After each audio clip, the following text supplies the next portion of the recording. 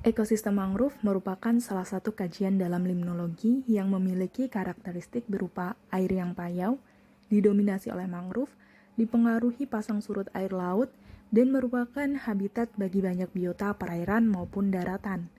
Umumnya mangrove terletak di daerah muara dan berbatasan langsung dengan laut.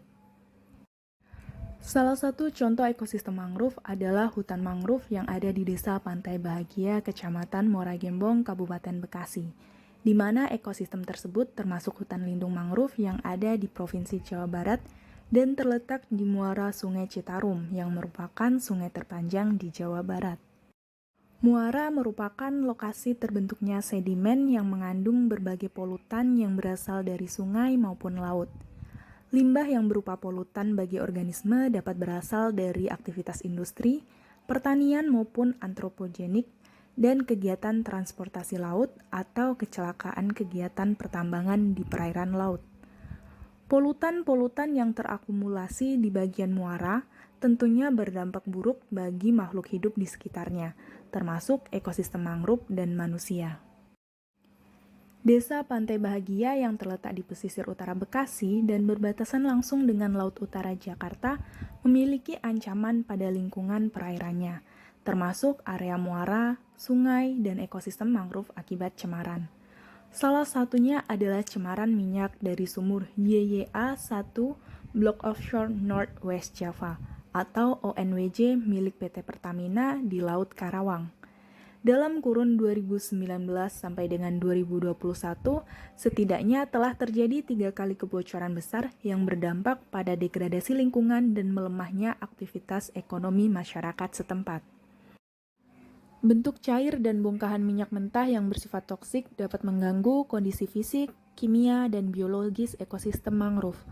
Saat terjadi tumpahan, temperatur perairan yang ada di ekosistem mangrove dan area pertambakan meningkat. Toksisitas cemaran minyak berdampak langsung pada kematian ikan dan udang secara massal di area pertambakan dan di sekitar ekosistem mangrove. Upaya penanganan yang dilakukan secara langsung adalah dengan mengambil bongkahan minyak mentah oleh warga sekitar. Namun, upaya tersebut tidak memberikan dampak remediasi lingkungan yang berkelanjutan. Kebocoran yang serupa sering terjadi dan dapat dimungkinkan terjadi kembali di masa yang akan datang. Namun, remediasi terhadap cemaran yang saat ini belum terselesaikan. Salah satu usaha untuk meremediasi adalah dengan teknik bioremediasi, yaitu dengan memanfaatkan organisme yang ada di sekitarnya.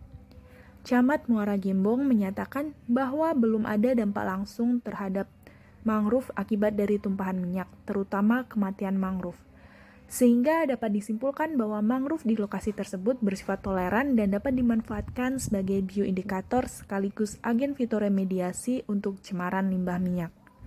Penanaman mangrove terus dilakukan untuk mengembalikan hutan yang terkena abrasi dan secara tidak langsung berfungsi untuk mengurangi kadar hidrokarbon yang tinggi di tanah atau perairan.